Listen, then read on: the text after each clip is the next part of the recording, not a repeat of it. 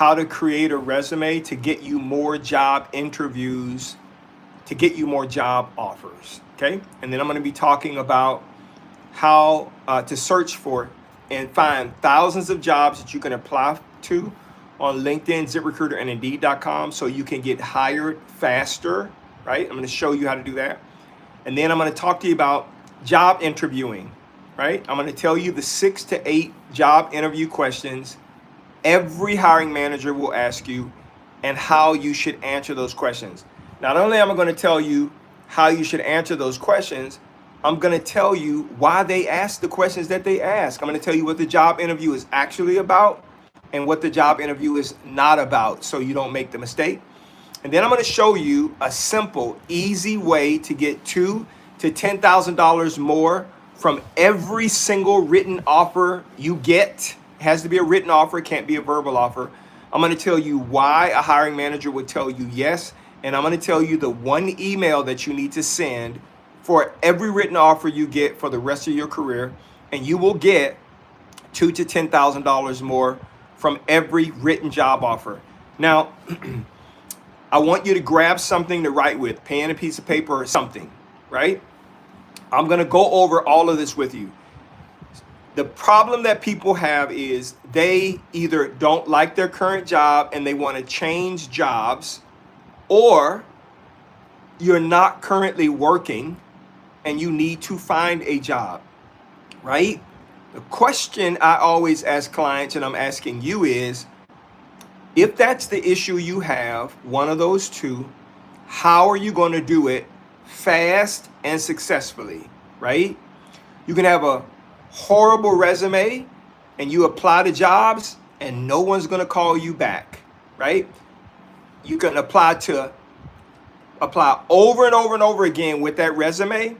And the reason why hiring managers and recruiters won't call you back is because they look at your qualifications, they don't see what they want to see, and they feel like they're wasting their time. Okay? So I'm going to explain to you in just a minute. I'm going to relate that to the same thing you do when you look for jobs. Okay? There are 4 things every candidate wants to know before they click apply for a job. 4 things. I'm going to tell you how I know that. And I've been putting those things in job postings for companies that I work with for 25, 30 years. Now, I've been in talent acquisition and recruiting for 35 years. I've been a leader at every level in talent acquisition. I'm responsible for designing the job descriptions, managing the job boards and the job postings, getting people hired, interviewing candidates, making sure I help to develop and design departments. I built one of the largest tech support call centers in the country, right?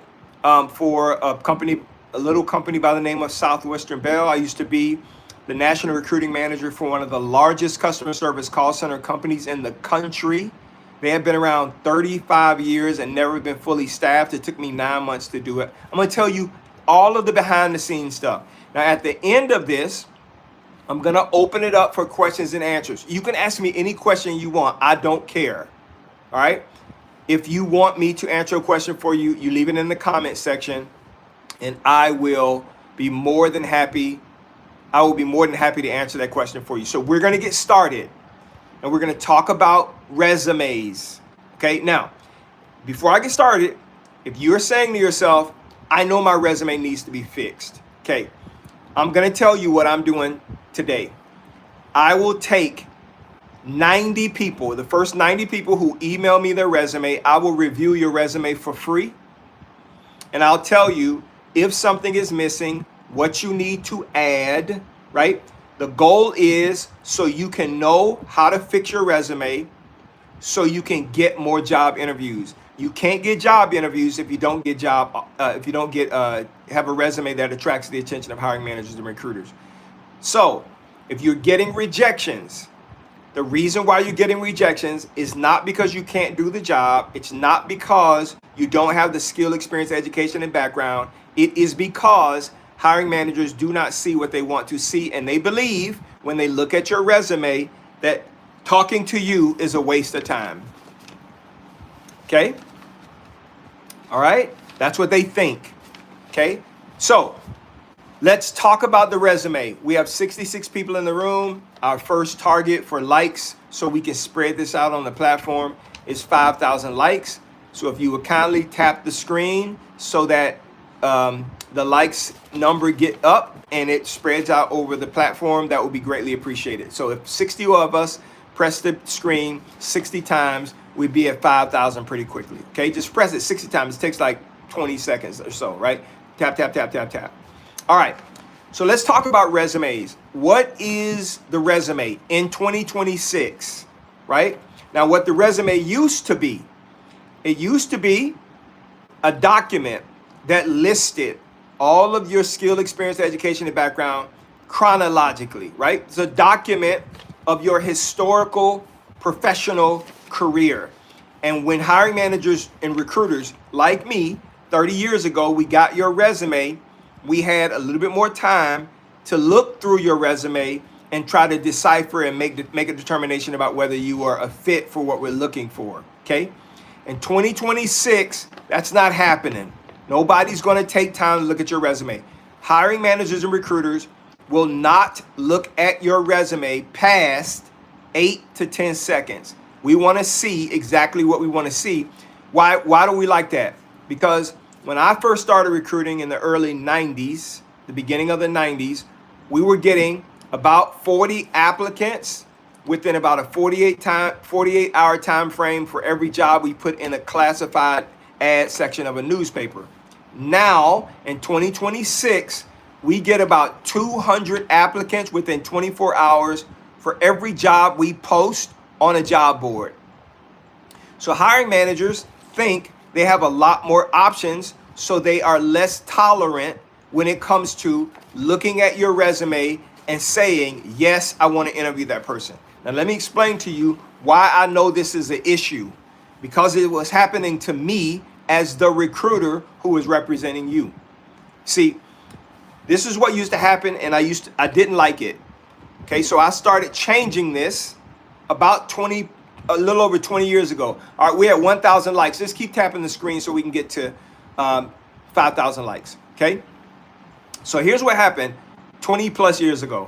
I was a senior recruiter at a customer service call center. I was sitting with hiring managers and they were telling me what they wanted from you as a candidate. I need someone who can do these things. I would go out, post a position, you would send your resume. I would interview you, pre-screen you, and I would find out during that pre-screen, you could do exactly what the hiring manager told me they wanted someone to do. Okay? So I knew based on the conversation, you were a fit. I would then take your resume, the way that you submitted it to me through the applicant tracking system. I would take your resume and forward it to the hiring manager with an enthusiastic message about you. And the hiring managers would respond to me, thank you, but I don't want to talk to this person, or no. They would tell me no. And I would say, why? Like, why is this person a no? Right? And so after hearing no, as many times as I heard a hiring manager say no, I wondered. So a director said to me, why don't you do a survey, send an email out and find out why they're saying no. Here is the number one reason why they were saying no to your resume, even though you could do the job. The hiring manager would tell me, I don't see where they could do the job. I just don't see it. They're looking at the same resume I'm looking at. They're looking at the same document that you submitted. And they were saying, well, I hear what you're saying. I don't see what I want to see in terms of the resume. And I would show them. I would then say, oh, let me show you. This is where they did that. And then they would still say, no thanks. I don't want to talk to that person. And to be quite frank with you, the reason why they were doing that is because they thought that I was trying to talk you up and sell you to them, when the information was right there on the resume that you submitted, that you created and you submitted. Okay. And so I was experiencing, out of every 10 candidates that I would submit to a hiring manager, only 2 would get an interview. That's not good for a recruiter. Okay. Well, I started changing it. I didn't ask anybody. I just started doing it. Right. So here's what I started doing. I started interviewing you And then I would say to you, okay, I know you could do the job, but I have your resume. And based on your resume, if I submitted your resume like this, the hiring manager would not want to interview you because it doesn't show them what they want to see. And then I would tell you what they wanted to see. And then I would say, I am going to rework this resume for you. I'm going to do it. Okay? And then before I submit it to the hiring manager, I'm going to send it to you. I want you to look at it and see what I've done. Okay? So that's what I would do. Rework the resume, send it to you. You would say, it looks great. I would then submit it to the hiring manager, and the hiring manager would tell me yes. I went from 2 out of every 10 candidates getting hiring manager interviews at the company I worked with to 8 out of 10 candidates getting interviews. 8 out of 10. And that has been happening for the past 30, 25 years. Why? Because I realized the hiring managers were looking for something specific, right? And so I figured that out. And once I started submitting your resumes that way, everything changed. Hiring managers got more candidates to interview, and you got jobs faster. And it made me, from a recruiting perspective, look better, which means I got promotions, made more money, got bonuses, all that good stuff. So your resume is the key to you getting an interview. If the hiring manager does not see what they want to see that answers their questions before they talk to you, they're not going to call you. Well, what are they going to do with my resume, Dan? They're going to throw it in the trash can, the digital trash can. They're going to disposition your resume, and you're going to get a notice that says, thank you very much for applying. Your qualifications don't match what we're looking for, or we decided to go with someone else, or this position, whatever. They're going to tell you no. And you are not going to know why, because no one called you, no one spoke to you. You looked at the job description, you see that this position perfectly matches what you have been doing, and you still don't know why they said no to you. Well, the reason why is because they felt like if they called you, they would be wasting their time, and they felt like wasting their time meant they didn't see what they wanted to see on your resume. Now, I'm going to prove this to you the same way. You do the same exact thing, okay, when you're looking for a job. You may not know it, but I'm going to show you that you do the exact same thing. Okay, we have 93 people in the room. I want to take 10 seconds. Everybody tap the screen. I'm going to tell you exactly what the hiring manager is looking for. Tap the screen 25 times for me really quickly. It only takes 7 seconds to tap it 25 times. 1, 2, 3, 4, 5, 6, 7, 8, 9, 10, 11, 12, 13, 14, 17, 18, 19, 20, 1, 2, 3, 4, 5. That's what I want you to do, just like that. Okay, great. All right. So when I post a job through the career page and it goes to a job board, there are 4 questions every candidate wants answered before they click apply. 4. Okay? And if the job posting does not show you that, you are not going to apply. Usually you're not. Okay?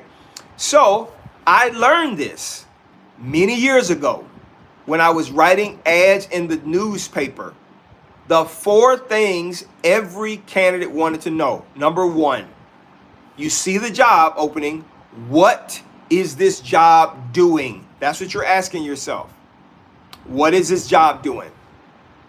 So if the job posting does not show that, you are not interested in applying for the job. The second thing you want to know is, okay, I know what the job is doing. Where is this job located? Right? That's what you're asking yourself. Because if the job is too far away from your house, that's comfortable for you to commute, if it's a 3-hour drive uphill one way, you're not interested, right? The third thing you want to know is you're like, okay, I know what the job is doing and it's close to where I live. How much does this job pay? That's the next thing you want to know. What is this job paying? Because if the pay is too low, you're not interested, right?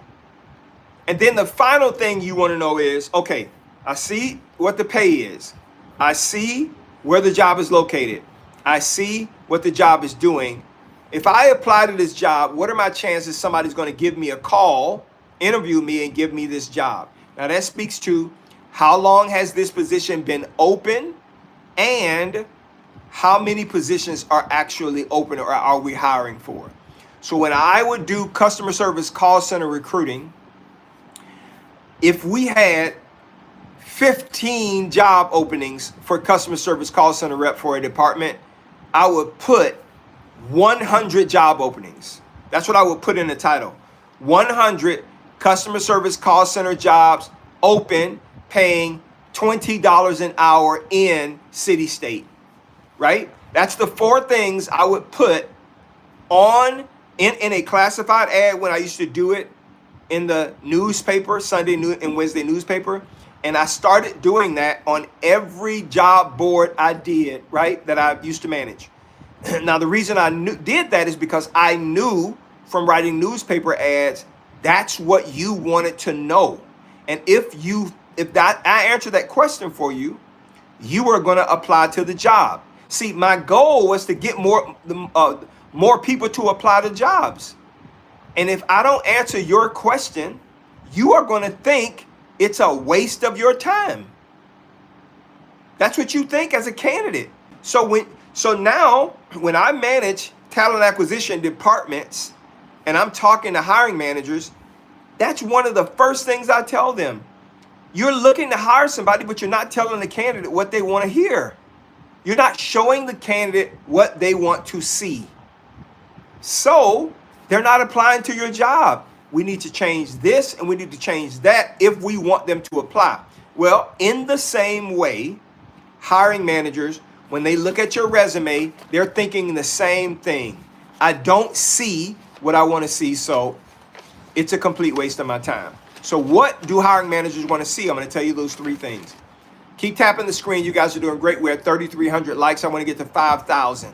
3,300. I'm about to tell you the 3 things your resume must show a hiring manager the moment they pick it up. The moment we open it in an email.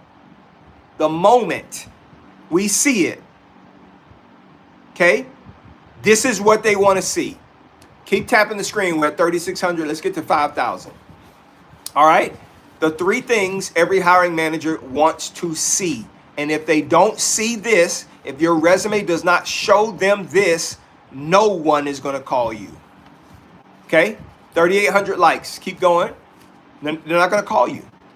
Right? And you're going to get frustrated because you're like, why are they not giving me a call? I can do this job. I've done this job. I have 10 years experience, 5 years experience, 30 years experience doing this job. Why is no one calling me? I am going to tell you why they're not calling you. And if you don't change it, they're not going to call you. I don't care how good you are. They're not going to call you because they don't think you can do what they want someone to do. They don't see it. Okay? So we're almost at 5,000 likes. Keep tapping the screen. And these are those 3 things. Okay? Number 1, when the hiring manager has a job open, okay, they have in their mind what they want someone to do. Okay? The work. So when we pick up your resume, we're asking ourselves that question. This person applied to the job. What do they do? We want to see that. Now, there's 2 ways for us to find that out. The second way, we're not going to do. Okay? The first is for you to show it right up front. So mine would say, I'm a senior talent acquisition and recruiting leader. So that's what I do. That's the first thing they see under my name, phone number, email address, city, and state. Okay, so they know that. Okay, this guy applied to a recruiting director position. I see he is a senior talent acquisition and recruiting leader, director, VP, whatever, right? That's the first thing you want to know. Okay, that's a match. They want to keep going. The second thing they want to know is, okay, I see he's been recruiting, but how long has he done it? Okay. Now, I've been doing talent acquisition and recruiting for 35 years, but why is how long you've done it, why is that important? Okay. Every candidate, you, me, all of us, we fall into three categories when a hiring manager or a company is looking to hire us. Category number one is entry level. If you have 0 to 4 years experience, we consider you to be entry level. What that means to us is you will need to be trained. So we know we have to allocate the extra time and resources to train you. We know that. If you have 5 to 9 years experience, we consider you to be mid-level, and we are thinking to ourselves, you won't need much training. Okay, you won't need much, some, but not much. If you, that's mid-level. If you have 10 or more years experience, we consider you to be a senior level professional. You are someone we do not need to train, and on day one, for the most part, we will give you the job, the work, and let you go and do it. There's no training that's needed. Just tell me where you want, what you want, where you want it, and we can do it, right? As a talent acquisition leader, nobody has to train me. I know how to recruit. I've been recruiting tens of thousands of people for years, okay? So nobody needs to train me. So if you have 10 or more years experience, you fall in the they don't need to be trained category. If you have 5 to 9 years, you're going to need some training. If you have less than 5 years, you are someone that is entry level. You'll need to be trained, okay? So they want to know, what do you do and how long have you done it? So senior talent acquisition and recruiting leader with 35 years experience. Now this last thing is as important, if not more important than the first two. Okay? And that is quantifiable proof of how good you are at doing it. I'm talking about numbers. Right? Percentages, revenue generated, cost savings, number of people that I recruited and hired, number of requisitions I've been responsible for managing, number of hiring managers I've supported, percentages of how many people interviewed to hired, whatever yours is. If you're a salesperson or a customer service call center rep, what's your average call time? How many calls do you take on a daily basis? I talked to a client today where he said, we are responsible for taking 220 calls a month and converting 10%. They want to know that. And most resumes are missing that quantifiable evidence. So hiring managers feel like they have to guess based on what they see. And so most hiring managers won't do that. They just won't call you. Now, what do they do if they run out of applicants? They will run to my office and tell me, get more people. Right? That's what happens. They're not going to waste their time. Okay? So you might have challenges with your resume. I will today. I will review your resume for free. And if you email it to me, I'll reply and tell you if it is what a hiring manager is looking for. If it's something missing, something needs to be added, whatever. I'll tell you. Just email me. I'm only going to take 80 people today. 80. So if you email me, Logan emailed me. If you email me, right, Daniel@dscds.com, Daniel@dscds.com. Logan, I see your email already. If you email me, Daniel@dscds.com, I will review your resume for free today, and I'll tell you if something is missing, something needs to be changed, something needs to be corrected, something needs to be added so hiring managers can start calling you. I will do that for free today. 80 people. So if you want me to review your resume, email it to me. Okay? Daniel@dscds.com. Okay. So if a hiring manager does not see what you do, how long you've done it, and how good you are at doing it, they're not going to call you. They're going to throw your resume in the digital trash can, and you are going to get a rejection letter that says, thank you for applying, but no thank you, we are not moving past this point. Even though you may be 100% qualified and can do the job. Nicole, I see you sent me your resume. Thank you very much. Okay? All right. So What else is important on your resume? So the hiring manager sees your name, phone number, email address, city, state. They see your, we call it your captivating headline. It's your elevator pitch. Imagine you're on an elevator going to the 15th floor of a company. A stranger walks onto the elevator. They see you going to the 15th floor and they say to you, oh, you're going up to so-and-so. Who are you going to see? And you say, well, I'm going to see Tim. And he will say, and that person says, oh, I'm Tim. Are you the one that's interviewing with me? And you will say, yes. And Tim says, well, tell me, what do you do? You got 8 seconds until you get to the 15th floor to tell Tim what you do. You can't go down a rabbit hole in 10 seconds. You must be able to clearly say it like this. Tim, thank you so much. I look forward to our interview. Here's what you need to know what I do. I'm a senior talent acquisition and recruiting leader. I have about 35 years experience hiring 4,000 to 6,000 people annually for medium to large companies like yours. And you sit back. That's it. That's the answer. You just told him, answer the questions in his mind and every hiring manager's mind. That's what they want to know. Barbara, I see yours. Stuart, I see yours. Talinda, I see yours. Gregory, I see yours. Geneva, I see your resume. Thank you guys for sending your resume. Brittany, I see yours. Okay? If you need or want me to review your resume for free and show you what needs to be adjusted so you can get more interviews, email it. Email it to me for free. Now, after your captivating headline or your elevator pitch, name, phone number, city, and state, email address, elevator pitch, your captivating headline.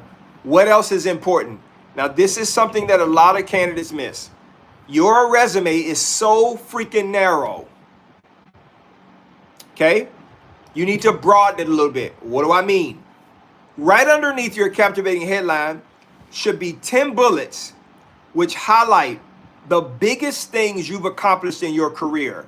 Not awards you won, things you've done, right? 10 of the top things that you have done in your career that are quantifiable. You've saved the company $500 million, whatever that is, right? Whatever you've done. Customer service call center rep, answered 130 phone calls an hour, 5 years in a row, whatever that number is, right? You need to list 10 of your top accomplishments, and those accomplishments are going to show how broad your expertise is. And then right under your summary of accomplishments should be what we call your areas of expertise. These are 10 things that you can do so well, you are so good at doing it, that you can do it with your hands tied behind your back and your eyes closed. Because that's what hiring managers are looking for.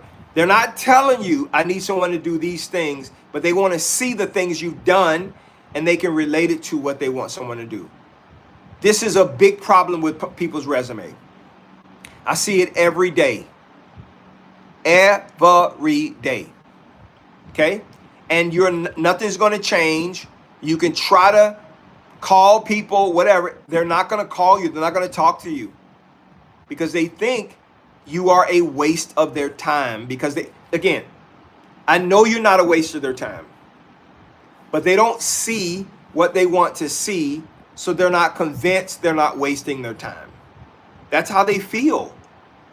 I know it because hiring managers, they were saying to me, Daniel, I don't see it.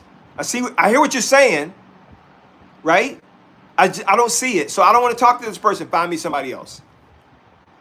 So I do not submit candidate resumes to hiring managers without changing it. I don't do it. Because I already know they're going to tell me no. I won't do it. Thank you for the roses, Logan. I appreciate that. If you guys want to contribute roses, that's perfectly fine. I appreciate that. Shanae, I see your resume. Jay Ritz, I see yours. Michelle, I see yours. If you guys want to submit your resume to me, send it to me. I'll tell you what needs to be fixed. I can take another 60 resumes, 60 people. Jenny, thank you so much for the roses. I appreciate that. That is awesome. I appreciate you giving me the roses. Okay. K Colorado says, I got the job. Thank you for your help. You're very welcome. I'm glad you got the job. Congratulations. Big shout out to you. So send me your resume. I'll tell you if it needs to be fixed. Now, here's another thing that's important for you to understand about your resume. Sometimes you submit your resume, and if the formatting is not ATS friendly, your resume will come over like a balled up piece of paper. I call it fragmented.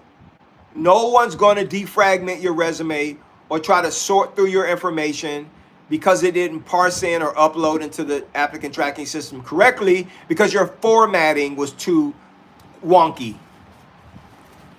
The simpler the format, the better. We're not gonna try to figure it out. I'm telling you, guys, we're not gonna do that. We feel like it is our responsibility to give you the details of the qualifications for someone we want to hire for a job we're trying to hire for. And we feel like it is your responsibility to create a resume. And watch this, know how the resume is supposed to be uploaded into the applicant tracking system.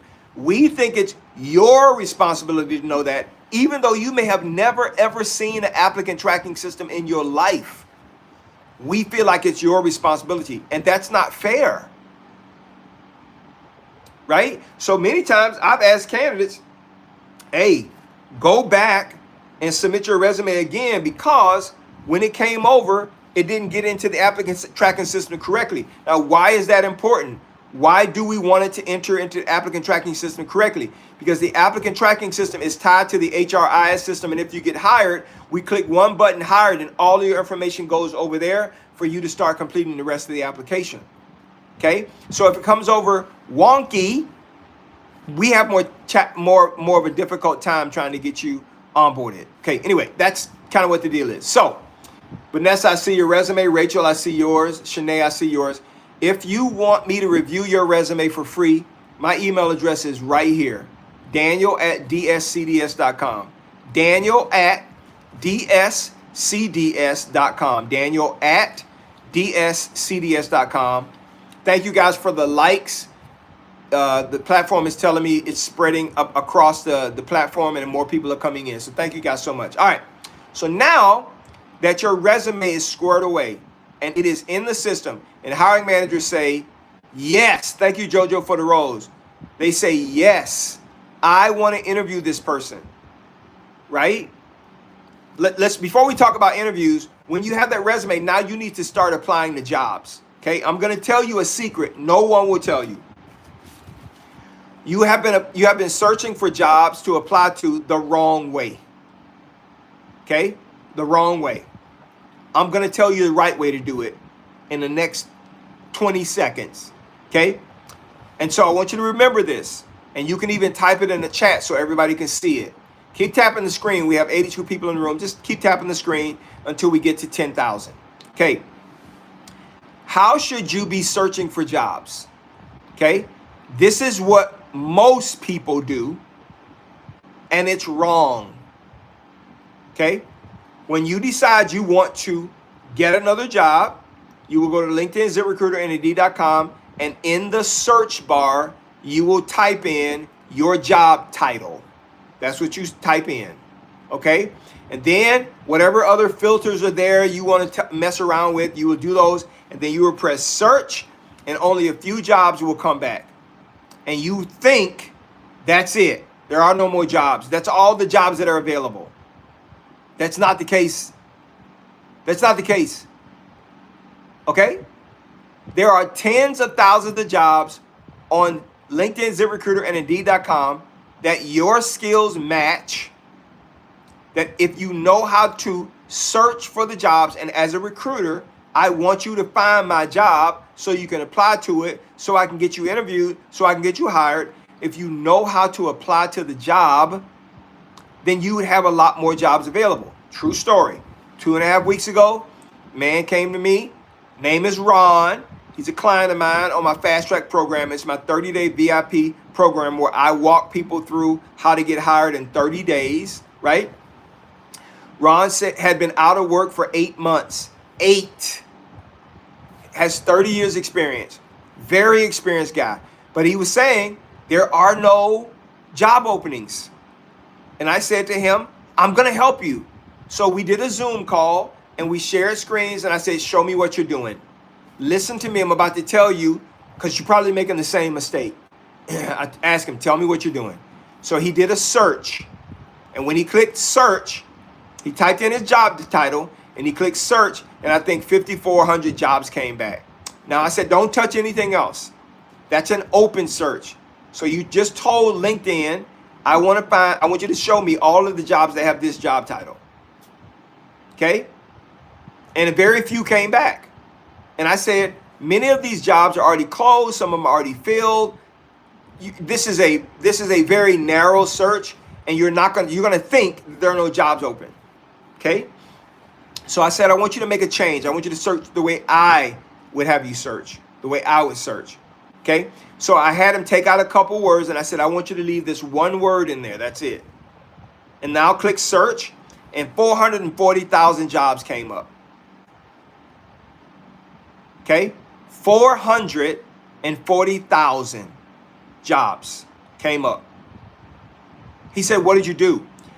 I said, the problem that you have and that most candidates have is you're searching for jobs wrong. You are searching for job based on your job title, and usually it's your most recent job title, and you should be searching for jobs based on the single word function of your job. His single word function was sales. So I said, when I had you put in sales only, you just told LinkedIn, show me every job that has the word sales in the job title and in the job description or in the job description. Now that we have 400 and something thousand jobs, we're going to sort it out. First thing we did is we cut it down by when the job was posted within the last 30 days. I think that took it down to 213,000. So I said, what we're looking at is a search that has been narrowed down to show us that there are 213,000 jobs on LinkedIn that have your single word function in it. Let's go further. You've been doing it for 30 years. What kind of pay range are you in? He says, man, I want to be at 120 to 160. So I said, okay, great. Let's do 120 to 160. So we changed the parameters or added to the parameters, the filters, 120 to 160. And it went down to like 56,000. Okay. And I said, are you okay with doing remote, hybrid, local? He says, I'm okay with all of that. Okay. So we left that open. And then I said, I want you to toggle on easy apply in LinkedIn, easy apply. And it took it all the way down to like 43,000. So what we just found are positions at his level, paying what he's working in the area he wants to, that he can do the applications in 21 seconds or less. So I said, we're going to use the resume that you have that we created for you. You're going to start applying to jobs. And I want you to apply to 15 jobs right now. 15. And I sat there and he applied to 15 jobs, took him less than 5 minutes. And I said, this is how you need to be searching for jobs. Then I explained to him why. See, resumes used to be one-to-one. Applications used to be one-to-one. I would apply to a job and I'm almost be sure somebody's going to call me. It's not like that no more. You need to think about applying to jobs more like it's marketing. So I said to him, you just introduce yourself to 15 hiring managers in 5 minutes. And what you're going to do is you're going to do 30 per day on LinkedIn, 30 on ZipRecruiter, and 30 on Indeed.com. That's 90 per day, 7 days a week. 630 introductions a week. It's going to take you 30 minutes a day. 30 minutes a day to shake the hands virtually, electronically, of 90 people. This guy had been looking for a job for 8 months. The second week he was on the fast track program, he had 3 interviews. Last week was his 3rd week. He had 2 final interviews. I haven't spoken to him yesterday. I'm supposed to talk to him tomorrow. And I'm sure he got an offer. This guy's been trying to find a job for 8 months. And he's being buried. Bills, got to take care of his family, all of those things, right? Unemployment runs out. What he couldn't do in 8 months, he was able to do in 3 weeks. And the reason why is because he didn't understand how to search for jobs, how recruiters like me, we want him to search for us. Well, guess what? When I'm trying to find candidates with a specific skill set, we do the same thing when we do candidate searches. I don't search by job title. I search by the main function of the work so that I can find you quicker. So that's how you apply to thousands of jobs, hundreds of jobs in seconds. You should be applying to 90 jobs minimum, introducing yourself to 90 hiring managers every single day if you want to be hired in the next 30 days. Now, you can do less. It's completely up to you. But you should be applying to that many jobs, and that's what you should do. It all starts with your resume, though. So, if you want me to review your resume for free, email it to me. I'll be more than happy to take a look at your resume and tell you if something's missing from it, so you can get more job interviews. So email me. I can take another 58 resumes. 58. Today, I'll respond today to your resume to let you know if something is missing or what you need to change, right? And you could do it. I'm going to tell you everything that's missing, and you can do it, okay? Email me. The Healing Spot says, how much is my fast track program? Email me, Daniel@dscds.com, and just put in the subject line, fast track info, and I will tell you exactly how it works. The way my fast track program works is I work with each person on the fast track program to get them through the process for getting their resume fixed, LinkedIn profile fixed, job boards fixed, so they can apply to jobs, so they can get interviews with hiring managers. And I prep them for every single interview to include the offer if they get it, so they get more money. The average person on the fast track program finds a job doing it the way I tell them in 22 days. So if you're interested, just email me. Send me an email. I'll tell you exactly what it looks like, okay? So now that you have jobs that you've applied for, people are going to start reaching out to you because your resume shows the hiring manager what they want to look for. You're applying to 630 jobs every single week. They're going to start calling you, reaching out to you. Now you got an interview, right? And this is where so many people blow it. It's because they don't know what the job interview is really all about. You think it's about you telling the hiring manager about your skill, experience, education, and background, and all the things you've done in your previous job, but it is not. So I tell candidates, don't talk about your previous work experience. Don't do that. Why? We already know it. We have it. We have it on your resume. Don't talk about your previous experience. The job interview is not about you talking about your previous work experience. So Brooke says, is 600 jobs a week? Is that realistic? Brooke, listen to me. If you quick apply to a job, it takes less than 21 seconds. You can apply to 30 jobs in 10 minutes. You can do that on LinkedIn. Then you're going to go over to ZipRecruiter. You're going to do the same thing, and you're going to go over to Indeed.com, and you're going to do the same thing. That's 90 jobs in 30 minutes. 90 times 7 days a week, that's 630 jobs. Do I think you can do it? People on the Fast Track program do it every day. Yes, is the answer. I'm telling you the game. I'm explaining to you the game. What's happening right now, okay? I had a conversation with someone that's on my Fast Track program today, and we did an open search on LinkedIn. I want you to guess, anybody, without looking, guess how many jobs are open right now on LinkedIn. If you had to guess approximately how many jobs are open, shown as open on LinkedIn, all skill sets on LinkedIn. right? And if you want to do a quick search, right? If you want to do a quick search, search it and type it in the chat. Miss G Gold says 540,000 more. Somebody go to LinkedIn, type in anything and see how many jobs are open right now. Somebody put, Eve said 1 million. 1 million open jobs on LinkedIn. More. Donna said 900,000. It's more than that. 1.4 million, Logan said. It's more than that, Logan.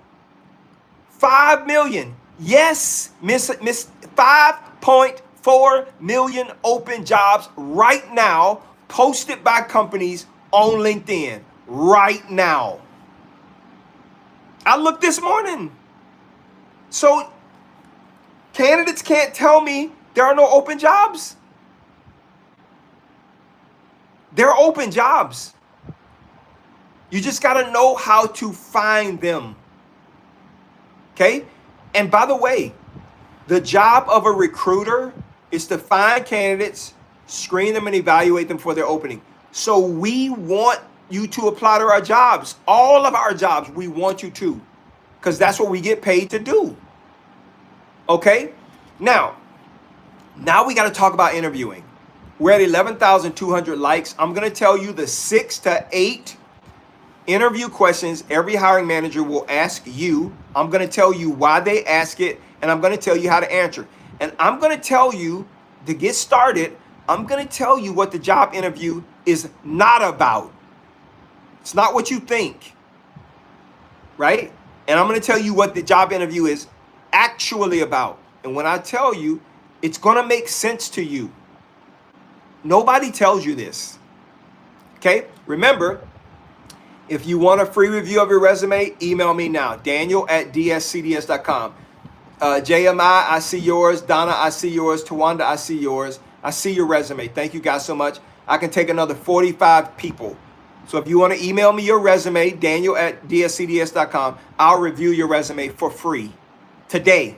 It'll be done today. All right. So interviewing. What is the job interview all about? Okay, there are 3 primary reasons why hiring managers want to interview you. Chandra, I see your resume. Thank you so much. Jewel, you say you're sending yours. Thank you. Check this out. There are 3 primary reasons, and it's not what you think. Okay, so I want to tell you what the job interview is not about. You should not be talking about your previous work experience when you are in an interview. Why? We already know about your previous experience. We have your resume in front of us, and it is the reason why we decided to interview you. We decided to interview you because we saw, listen to this, we saw, when we looked at your resume, we saw that you could do the job. So we already know that. That matter is settled. It's over. You can do the job we want. Now that we know about you, what the job interview is about is we got to get to know you. Like, we know about you, but we don't know who you are professionally, your professional character. DC, I see your resume. Casey, I see yours. Thank you guys so much. I can take another 38 resumes. Email me a copy of your resume. I'll do a review of your resume today for free. Today. All right. So if the job interview is not about me proving to the hiring manager I have the skill to do the job, then what is the job interview about? I'm going to tell you. Okay. You're going to be asked 3 non-behavior-based questions and 3 behavior-based questions. Why do we ask non-behavior-based questions? Like, tell me about yourself. Okay, so the job interview is about the hiring manager trying to understand who you are as it relates to your professional character. Okay, they're trying to find out who you are as it relates to your professional character, right? I'm going to explain it to you just like I told a client the other day. Imagine I come to your city to your house. I'm meeting you. And I say to you, I have picked up my phone. Oh my goodness, I have an emergency. Can I borrow your car? What are you going to say to me? Type it in the chat. Can I borrow your car to go handle my emergency? Can I? Yes or no? What are you going to tell me? Will you let me borrow your car? I just came into town. The answer is no. I'm not letting you borrow mine either. No, you can't. Now, I'll take you. Right. So, highly favored says, I don't know you. Yes. This is what the job interview is about. Bingo. It's not about your skill, experience, and education and background. We know that. But I don't know you. So, no, I'm not letting you borrow my car. I'll take you where you want to go, but you're not driving my car. Right? Why? Because I don't know you. So, that's what the job interview is about. The hiring manager is trying to get to know you. If they can trust you to drive their department, to do that work, they don't know if they can let it go to you yet. Okay? They don't know that. So, they're asking you interview questions to find out who you are from a professional character perspective. Now, what do I mean? They want to know if you are trustworthy, if you're dependable, and if you're reliable. Just like if I ask you to borrow my car, if I ask you to borrow your car, you don't know if you can trust me. You don't know if you can depend on me to take care of your car, and you don't know if you can rely on me to make sure that the gas I run out, the condition I took your car in, is the same way I'm gonna bring your car back. You don't have no idea that's the case because you don't know me, right? So the smart thing for you to do is to say, Daniel, I appreciate you asking me, right, to use my car, but not just no, but heck no. I don't know you. And you are not about to go out and wreck my car and then come back and say, oops, I'm sorry. I want you to think about if you were a hiring manager and you walk in with your resume and you've shown them you can do the job, but they don't know who you are. And you're saying, hey, I know you want me to manage your $5.4 million department. Just give everything to me right now. That hiring manager is going to be like, sorry, I'm not doing that. I don't know you. Right? That's the problem that people have. They don't know you. So we ask questions to try to get to know you. So what are we trying to find out? Are you dependable, reliable, or trustworthy? We're trying to assess risk. Your answers tell us, is this person going to be risky or not? Right? Number 2, is this person focused or are they a rambler? Do they ramble? I call it peacocking or going down a rabbit hole, right? The next thing we want to know is, okay, I have this job, you apply for it. I need somebody who's serious. I need to see if you have a genuine interest in working here because I don't want to waste my time if you're just doing this to kind of pass time. So they want to know, are you a rambler or are you focused? Are you risky to hire, right? And do you have a true, genuine interest in working here like I have in having somebody work for me, right? That's what we're thinking. So we ask you interview questions. There are 3 non-behavior based interview questions. It has nothing to do with your behavior. It has everything to do with the way you think. Okay? 3 questions that will be asked of you right off the bat. And then there are 3 behavior-based questions. I'm going to tell you the best way to use STAR. The STAR interview answer framework, I'm going to show you the best way to use that to answer any behavior-based question you are ever asked for the rest of your life. Okay? No one else will tell you to do it this way. At least I have never, ever heard anyone train it this way. But this is how I tell every client that I do an interview prep for, everyone that's on my fast track program, I say, this is how you perfectly answer every behavior-based question. So let's go over the 3 non-behavior-based questions. Remember, behavior-based questions are designed to see how you think. And we need to see if you're focused, clear in your thinking, if you are risky, right? And if you have a genuine interest in working for the company. That's what we're looking for. Question number 1. You walk into the interview. You sit down. Hiring manager says, thank you so much for coming. Appreciate it. Got your resume. Tell me about yourself. It's the first question you're going to get. Every interview. Tap the screen if you've gotten that question before. Tap the screen 15 times if you've gotten that question before. Everybody asks it. Every hiring manager asks you, tell me about yourself. And this is what most people do. Oh, thank you so much. I am a senior talent acquisition pro. I have 35 years of experience. I've worked here. I've done that. I've built this. I've built that. I've done this. I've done that. I've been here. I've been there. I've done this. I've managed this many people. That's what you're doing. That's everybody does the same thing, right? If that's what you do, it's over for you, right? Because we're trying to establish genuine interest. We already know about that. That doesn't tell me how you think. Doesn't tell me anything about your professional character. So what I tell people to do is I say, what you need to do to prepare for that answer is you need to write down 4 of your top professional character traits. Hardworking, team player, committed, loyal, whatever that is, right? Whatever your 4 character traits are. And then at the end, you need to add, and I am someone you will never have to worry about whether the job gets done or not. So when someone asks me in an interview, hey, Daniel, thank you for coming. Tell me about yourself. I say, well, thank you very much for having me. Here's what you need to know about me. I'm a hardworking, committed, loyal team player who values team success far above individual success. And I am someone, if on your team, you will never have to worry about whether the job gets done or not. That's the answer. That's how I answer it. And I sit back. I don't say anything else. But most people, they're continuing to talk.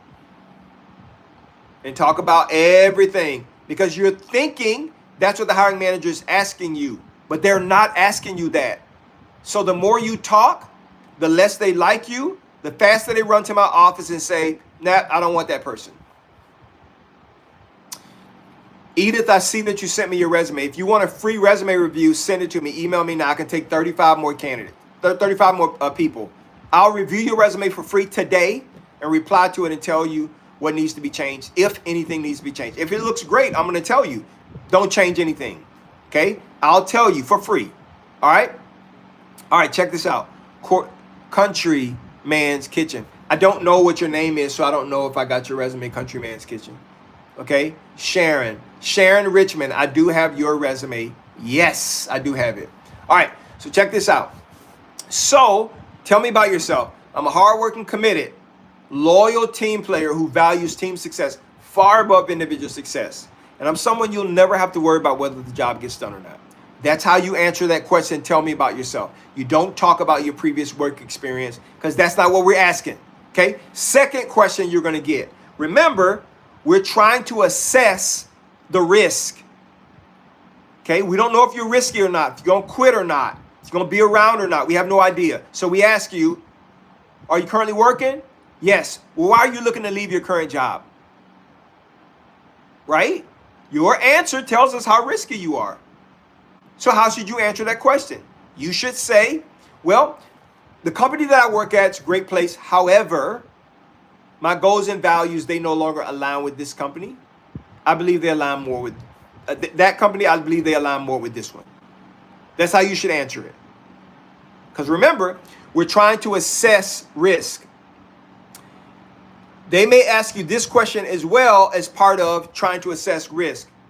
If you are not working, they're going to ask you, why did you leave your last job? Like, why are you not there anymore? Remember, they're trying to assess risk. You don't tell people you were terminated. You only give one answer. You say, I was laid off. I was laid off. We know in HR, that means a bunch of things. Could be reduction in force, could be merger acquisition, could be you were terminated. It could be a bunch of things. We don't question it. you are laid off. Okay? Remember, we're trying to assess risk. And then the last question they're going to ask you that is a non-behavior based question is, what do you know about us? We want to know if you've done research on us. That tells us if you're genuinely interested in the job. I ask this question 100% of the time in job interviews. And if a candidate that I'm pre-screening does not know anything about us, I say, stop. This is what you need to do before we interview you. Go to the website, find out our mission, vision, core values, our product or service that we offer, the clients that we serve, and when we were founded. And you just regurgitate that. You're showing genuine interest. Okay? If we don't think you're genuinely interested, we think it's a waste of our time. Now, another question they may ask you that's like the one I just talked about is they may say, why do you want to work here? We want to see if you're genuinely interested. This is how you answer it 100% of the time. That's a great question, Mr. Hiring Manager. I want to work here because you guys are the best, and I want to work for the best. That's how you answer it 100% of the time. You've just told them that you have genuine interest in the job, that you're not a risky hire, and that you are someone who is not a rambler, who can be focused. That's why I tell people you answer every job interview question in 15 seconds if it's non-behavior based, and 45 to 60 seconds if it's a behavior based question. Okay, now we're going to talk about behavior based questions.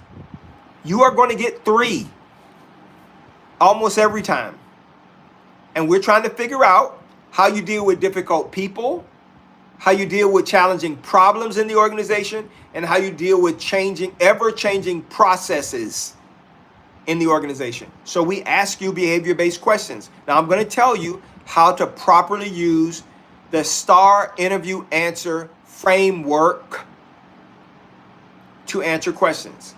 STAR stands for situation, task, action, result. I'll say it again. Situation, task, action, result. Situation, task, action, result. That's what the STAR acronym sounds like. I can take 29 more resumes, 29 more people. If you want a free resume review, email me now. Once I get to 29 more, I can't do any more for today. Okay, you can send them tomorrow, but I can't do any more today. So email me. All right. So what is the best way to use the STAR interview answer framework? This is how you do it. Listen very closely. You say, call out the acronym before your response. So hiring manager says, talk to me about a time you had to deal with a difficult employee or customer or client or coworker.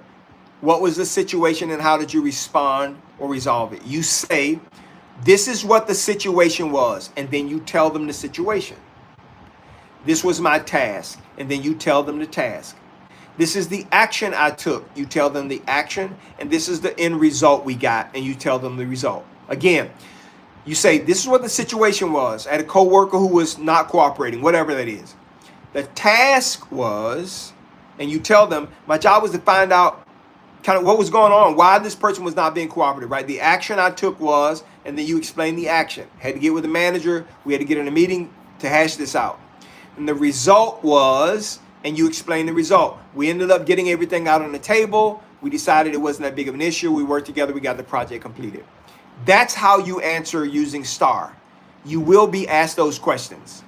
Behavior-based questions around how you deal with difficult people, problems, and processes. That's how you answer it. If you are a manager, a leader, a supervisor, you will get 2 additional questions.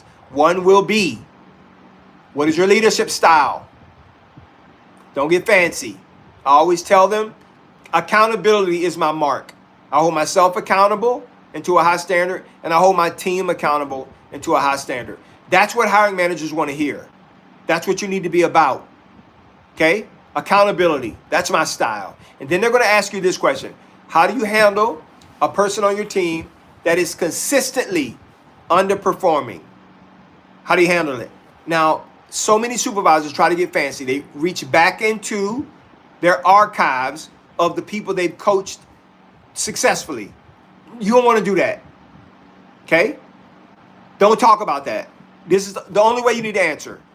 Okay, is, well, if I have someone on my team who is consistently not meeting expectations, I am going to use the progressive disciplinary policy established by the company.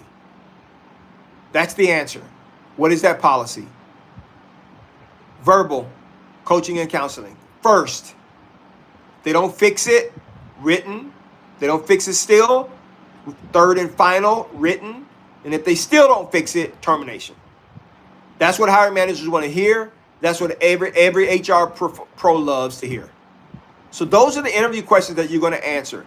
Then the hiring manager is going to start talking to you about all of the problems they have going on in the job, and you are not going to relate everything that you've done in the past to the things, because all they want you to do is listen. Once they finish talking, they're going to ask you, do you have any questions for me? You are only going to ask one question. You are not going to ask all of these crazy questions that people think they should ask, because you're trying to show genuine interest and prove to the hiring manager that you're the right fit. You don't need to sell yourself. You've already been sold. You got that far in the interview, we're interested in you, okay? So you should only ask one question. One, this is what I tell every client. Don't ever ask anything outside of this, okay? Don't ask, why is the position vacated? Who was in the position before? What keeps you up at night? Nobody, don't ask that. Stop.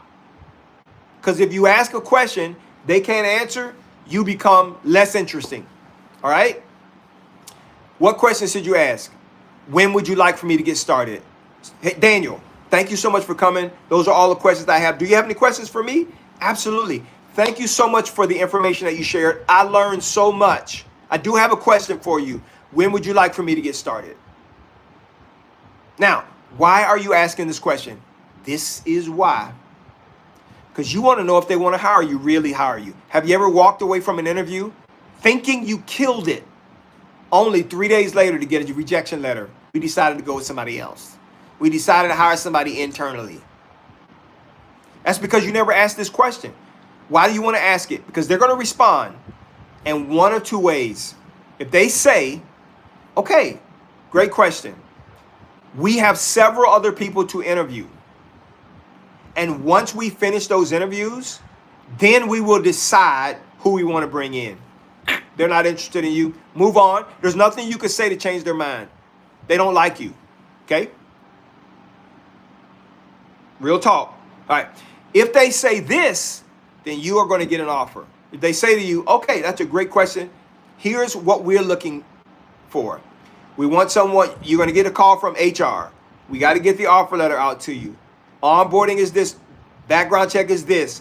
We're looking to have somebody get started on April 1st. Can you start April 1st? If they give you those details, they are planning to make you an offer. That hiring manager runs back to my office and says to me, wow, Daniel, thank you so much for sending this person over. I want to make them an offer. But if you don't ask the question, when would you like for me to get started? You're going to be in limbo, waiting around for days, sometimes weeks, especially if they don't want to hire you. You won't even know.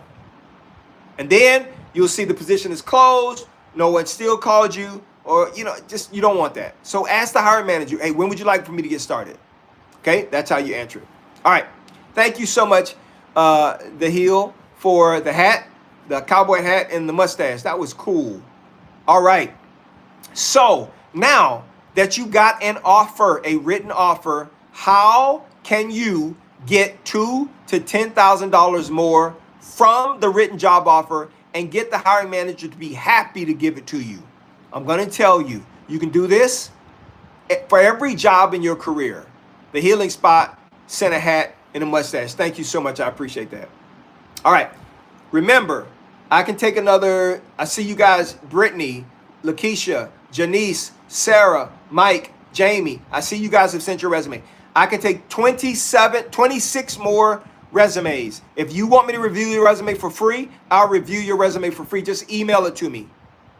I'll respond today and let you know if something's missing or broken, if it's what hiring managers want to see. All right. So now I'm going to show you how to get $2,000 to $10,000 more from every written job offer. First, you need to understand, how do companies determine that pay? That pay range that you see, where do they come up with that number? I'm the guy that does that in the organizations. It's called a salary survey. I'm comparing apples to apples. I look around to see what this position pays in other companies, and I compare it to the work we want someone to do. We determine pay two ways. How complex is the position? How much of the work we want someone to do in terms of volume. Okay, I'm gonna tell you a comparison. Brain surgeons, they make about $500,000 a year. Their job is pretty complex. I'm sure you would agree. Trash men, that's an essential job too. They make about $40,000 a year, but the job is not that complex. Okay, why is it a brain surgeon makes $500,000 and a trash person makes $40,000? It's the complexity of the job. In recruiting, it's the same thing. From a recruiting perspective, I am a high volume recruiter. I'm a guy that can hire 4,000 to 6,000 people every single year. I'm not a guy who can only hire 50 people a year. So I demand more money because of the volume of the work that I'm able to accomplish in my role, right? Instead of hiring 5 recruiters or 3 recruiters, you can just hire me and I can do the same thing, right? Because I've been doing it for so long. What's my point? That's how we determine pay. So when you see that pay range, it's based on one of those two things or both. Okay, complexity or volume or both. All right, now, you should be never walk into an interview ever for the rest of your life without knowing what the pay range is for a job, even if it's not published and posted on the job board or on the website or anywhere. All you have to do is type in, go to Google, go to ChatGPT. You're going to type in, what is the pay range for, you're going to put the job title in, you're going to put the company name in and press search, and it'll bring back the pay range. Now you know it. First third is entry level, second third is mid level, top third is senior level. If you're a senior level person and the position pays 100 to 150, you're 150. Okay? You never tell people what you want to make in terms of a number. If they ask you what kind of pay you're expecting, you simply say, I know the range and I'm at the top of the range. Okay? That's all you say. Don't ever give a number. I don't care what they say. Now, if you do an application and they're forcing you to put a number in, you do that search just like I said, and you put that top number in, 150,000. I don't care what your expertise is. All right, so now that you know that, what do you do to get a hiring manager to say yes when you ask them for more money? This is what you do, and this is how I do it every day whenever I'm submitting candidates to hiring managers and submitting offers. So when I talk to you initially, I'll say to you, the position pays 90 to 100, using that as an example. And I'll say to you, I'm going to tell the hiring manager you want 95. Is that okay? And you'll say yes. And I'll say, okay, great. So when the hiring manager interviews you, they know you want 95. So when the offer comes back, the hiring manager says, I want to make an offer. I call you, we talk through it. If we made you an offer, are you okay? Yes. And then I'll say to you, okay, I told the hiring manager you want 95. Would you accept 98 if we offered it to you? Of course, you're going to say yes. So I tell the hiring manager 98 is the number. If the hiring manager could make the decision right on the spot, they would. They would say yes. But most of the times, hiring managers have to talk to their manager, director, VP, and they'll say, hey, Mr. Director, Miss VP, talk to this guy, love him. Talk to this girl, love her. Think she's the next superstar on our team. She wants 98. Can I do that? And that VP or that director will say, do you think that person is worth it? And the hiring manager says yes, then they'll tell me we can do 98. I then call you back and say 98 is it, done. I'm going to send you this offer right now. I'm sending it back to you. If I send it to you right now, will you sign it and send it back immediately? And you're going to say yes. So I send it to you. You send it back signed. Now you've gotten a new job, making more money than you expected. I got a hire, which makes my KPIs look great. And the hiring manager has somebody they love. Now, why did the hiring manager say yes? Here's why. Whenever a hiring manager interviews you and they say yes to you, they have a vested interest mentally and emotionally in you. You are their person. Nobody, they don't have anybody else in mind. You're it, right? So they know if they say no, they got to go back through the whole process again to try to find somebody. And nobody wants to do that. Trust me. So they say yes. $1 extra per hour on your salary is $2,100 a year.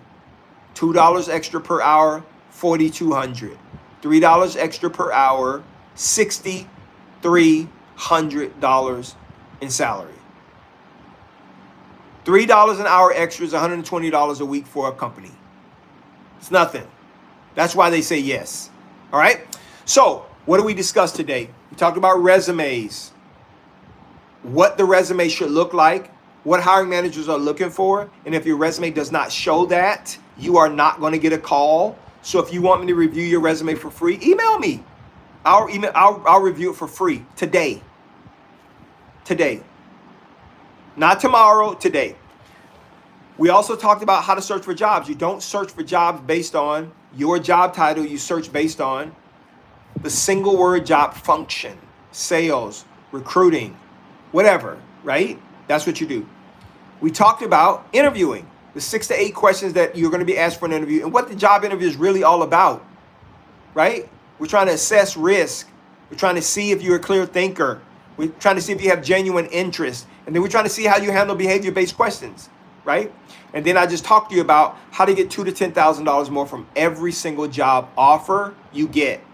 I hope this was helpful to you. I hope it helps you to boost your career. If you are ready to get started and you're like, I need to get a job, and you don't know if your resume is up to speed, email it to me. I'll review your resume for free. Now I'm going to open it up for the next few minutes for questions and answers. All you have to do is type in the chat what your question is. I will read your question and answer you.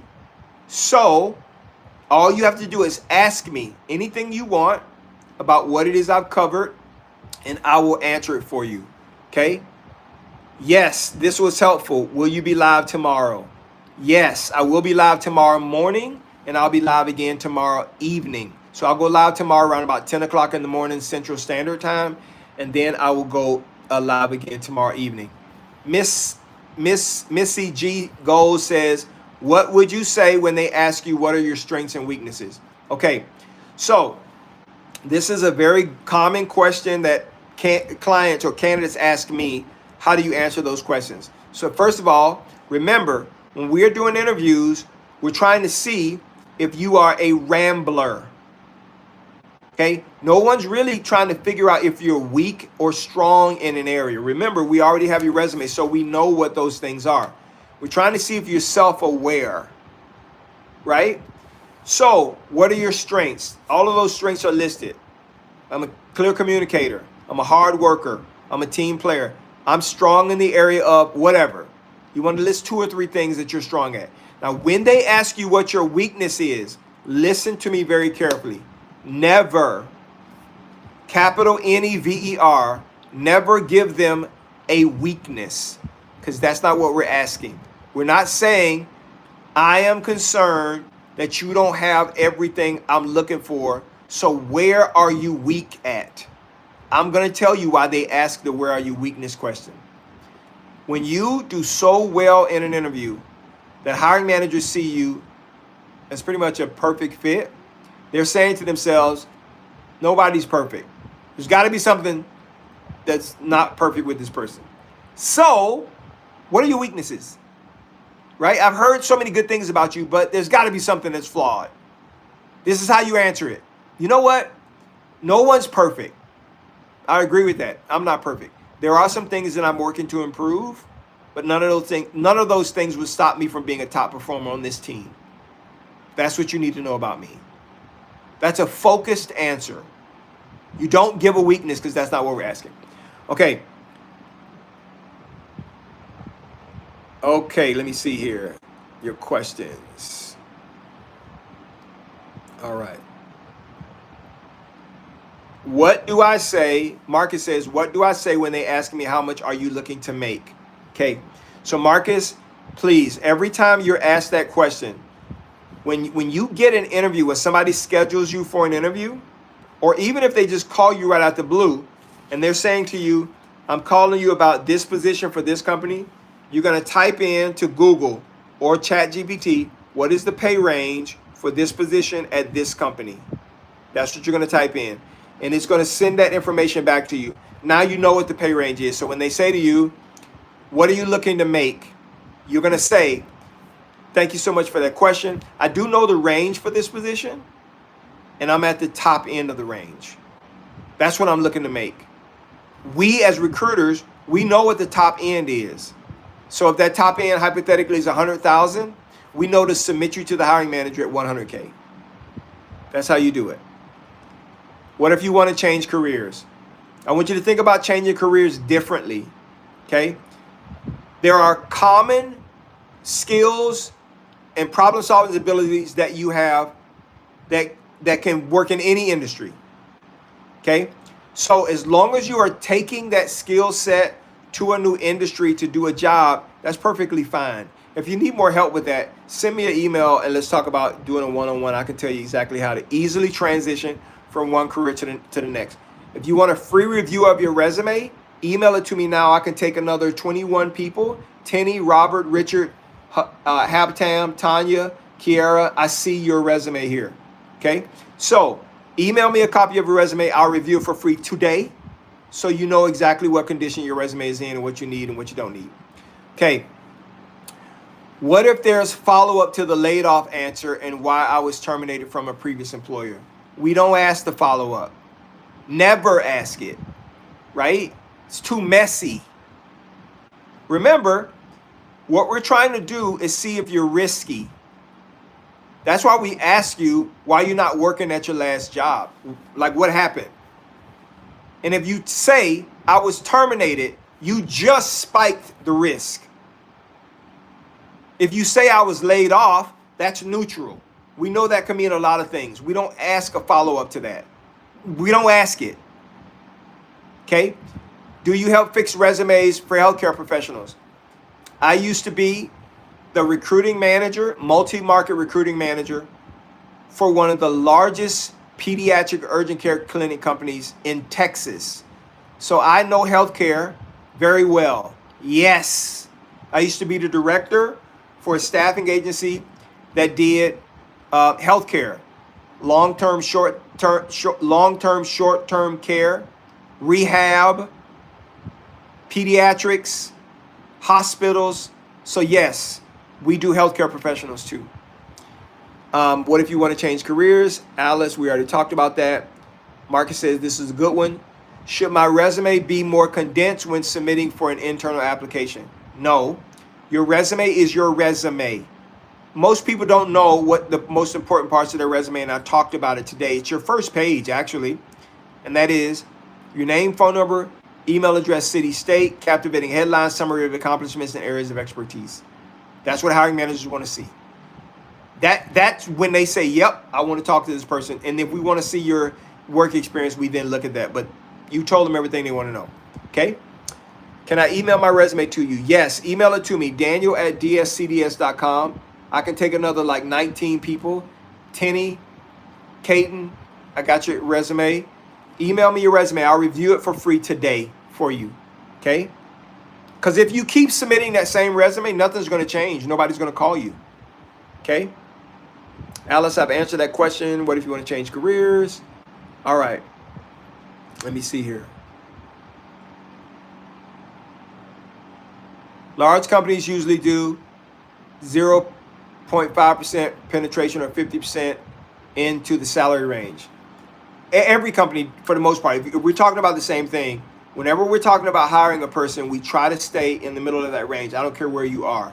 But if you're a senior person, like I'm going to tell you, I got $10,000 more offer for my job because when I interviewed, they realized, oh, this guy can do all of it, right? They didn't know, they knew what I was capable of doing, but when I explained it to them in an interview, it changed everything, okay?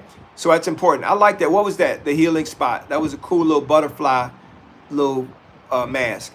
Okay, large companies, okay. How do you answer, can we contact your previous employer after being laid off? Sarah, listen to me. I'm in HR, okay? We take those calls. By the way, how do most companies do reference checks to employment checks? I'm sorry. There's one or two ways, one or three ways. It's a heavy lift if you have someone in the department, in the HR department, do it. because we got to make those phone calls and log the information. So most background check companies have a part that they do the employment verification. And what they're going to do is send HR department an email. Hey, just want to find out this person worked here. There's 3 things we tell them. Yes, they worked here. This is what their job title was, and these were their work dates. We don't give a reason why you were terminated. Why? Slander. We don't want nobody suing us because we said you were a bum. Even if you may have been a bum, we don't do that. So we don't give that information. In HR, we don't do it. Okay? Just so you know. How do you answer, can we contact your previous employer? Yes. Contact them. Call them. Okay? Never give 90% in the range or high. I don't know what you mean. I want to know if the resume will be ready by tomorrow. I paid for it, reworked on the 17th. If you paid for it on the 17th, it's 4 business days. Yes, it will be ready and back to you by or before the end of the day tomorrow. If you were terminated, should you list that on your resume? You just say you were laid off. That's all you say. Sharon says, I'm in Dallas, Texas. Go Dallas. If you were terminated, should you list that on your resume? Just say you were laid off. What are some questions that are okay to ask, and which questions should you be honest about? Not a good question, Prissy. Relocation did not align with the hybrid requirement of the position. Is that a bad answer? Yes. Don't answer that. Okay, don't say that. Right? I need more context, but if I think you're asking me what you're asking me, then yeah, you don't say that. Paragraph for qualifications, summary of expertise, advice for internship applications. For interns, this is very important. We know like I manage all of the interns, right? So we know that interns will need a lot of training.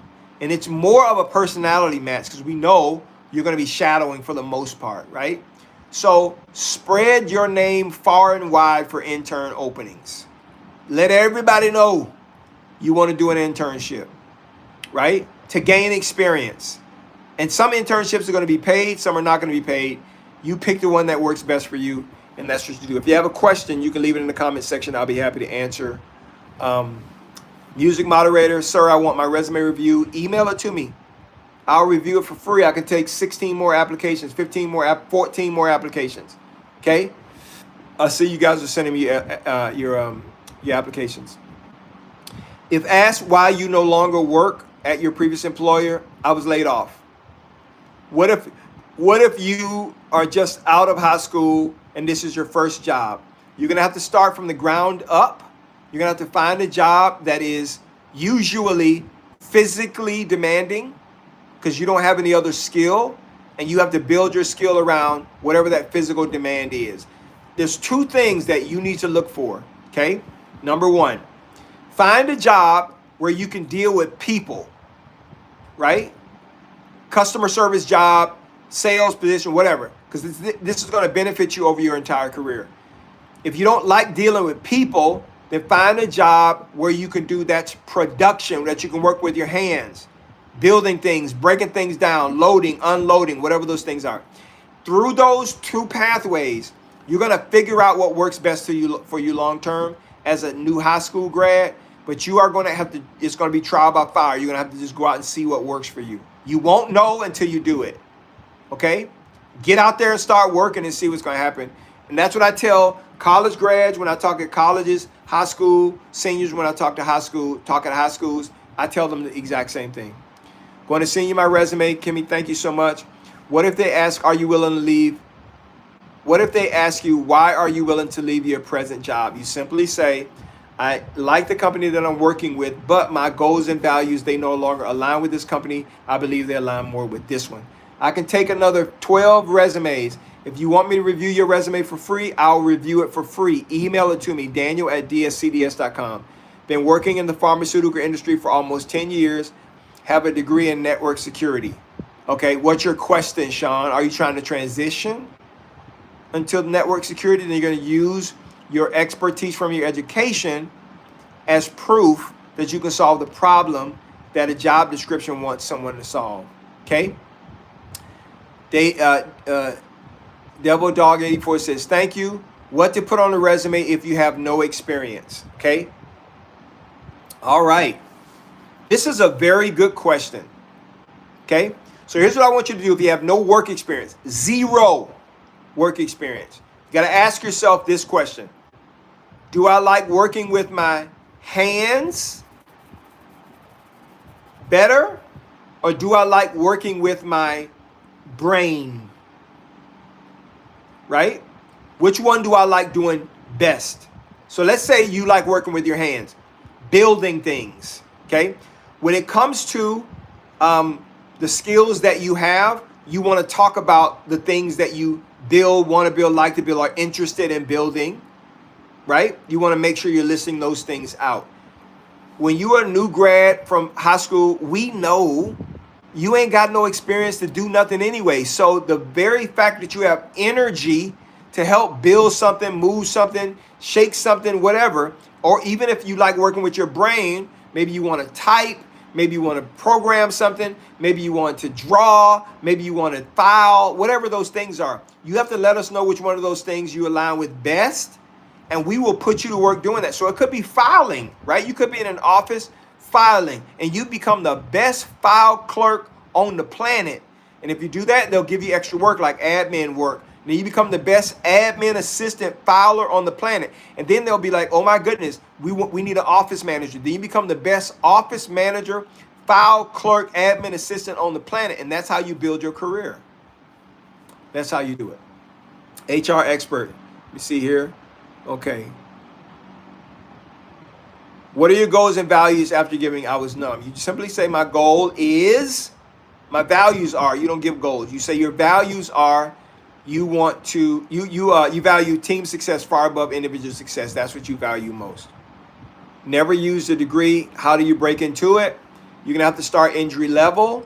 You use the components of your degree that taught you a skill, and you start breaking into the market that way. I can help you, by the way, if you want to send me an email or a DM. I can talk to you about doing a coaching session so I can help you position yourself to be a solution in your degree field. What do you put on the resume if you have no experience, never had a degree, been working in pharmaceutical? Okay. Thank you guys so much for the questions. I appreciate it. I hope this was helpful to you. Remember, email me a copy of your resume, daniel@dscds.com. I'll review your resume for free. I can only take another 9 resumes. So once this live is over, you decide to run to your computer or your phone and send me a copy of your resume. I will review your resume for free today, so you know exactly what's going on with your resume. Thank you guys so much for your time. I appreciate it.